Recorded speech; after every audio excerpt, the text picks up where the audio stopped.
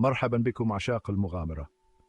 إذا لم تكن من محبي التاريخ فلا تقلق، لأننا سنغوص معا في أعماق مصر القديمة. تخيل نفسك واقفا عند سفح الهرم الأكبر بالجيزة، تشعر بثقل التاريخ من حولك. ياي. لكن مصر القديمة لم تكن مجرد آثار ضخمة ومومياوات، لقد كانت حضارة مزدهرة مليئة بالغموض والإبداع. من ابتكار أول تقويم إلى تقنيات طبية رائدة، كان المصريون سابقين لعصرهم. تخيلوا أسواقاً صاخبة مليئة بالألوان الزاهية ورائحة التوابل الغريبة وصوت التجار وهم يتفاوضون.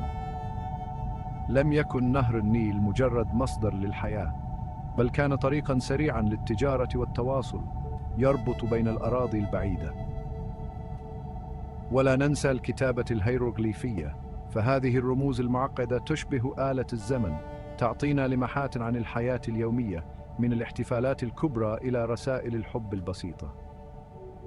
لذا في المرة القادمة التي ترى فيها صورة لهرم أو تمثال أبي الهول، تذكر أنها ليست مجرد حجر، إنها بوابة إلى عالم لا يزال يأسرنا ويلهمنا. بايك، هل أنت تستعد لهذه الرحلة؟ هيا بنا.